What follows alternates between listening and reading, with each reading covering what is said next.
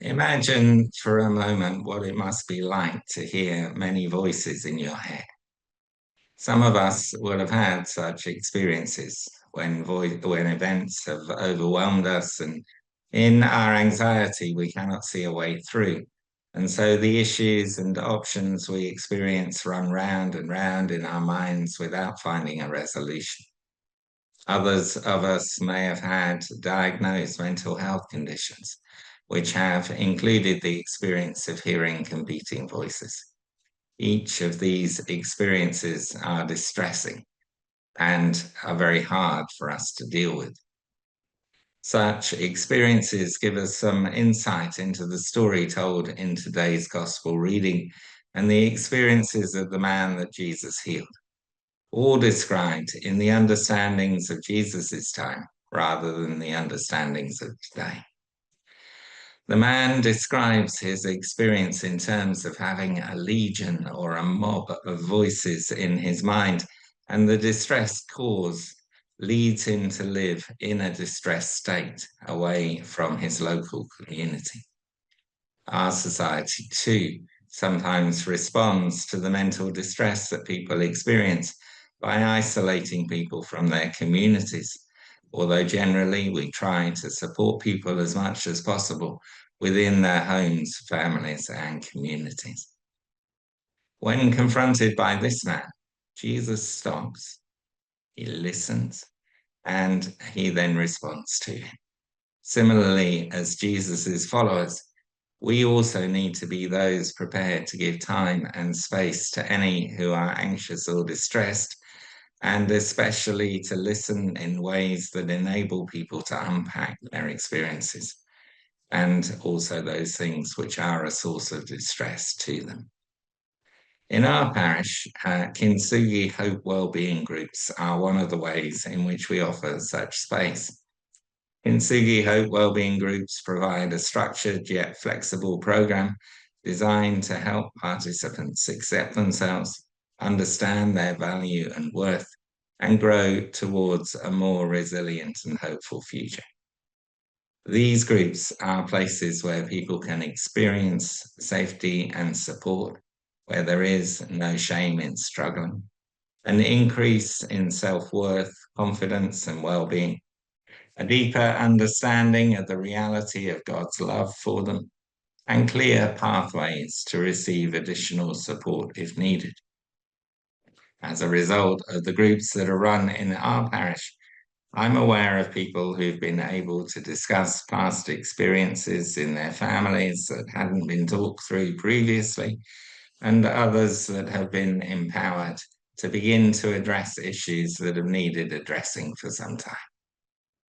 Many of us respond to uncertainty, anxiety, or distress by bottling up our thoughts and feelings, keeping them inside, rather than sharing them with someone else and thereby allowing them to be expressed, explored, and understood.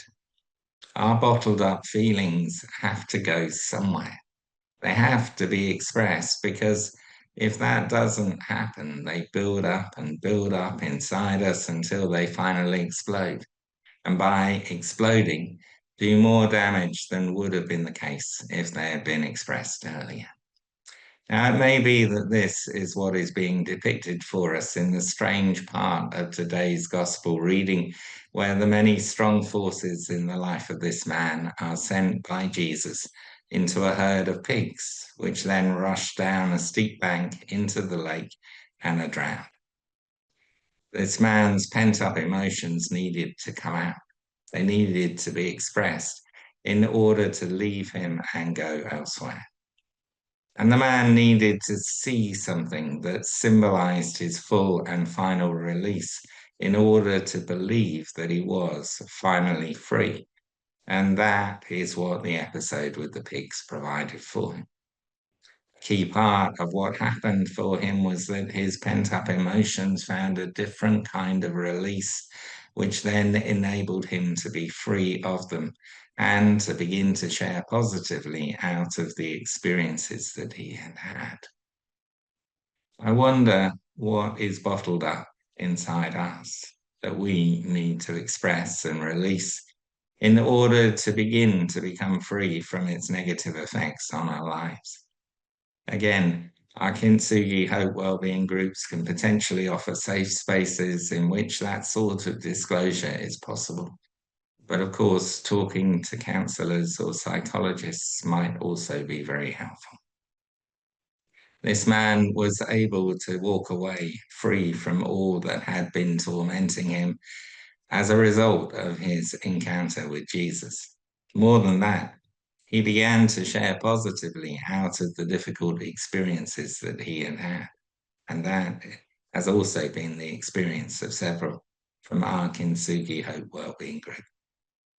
When we are able to address the difficult experiences in our lives, express, explore, and move beyond them so that they no longer constrain or limit or harm us, then these wounds in our lives can become the places from which we are able to support and help others. We become wounded healers in the same sort of way that Jesus, through his suffering, became the source of salvation for each one of us. It is by his wounds that we are healed.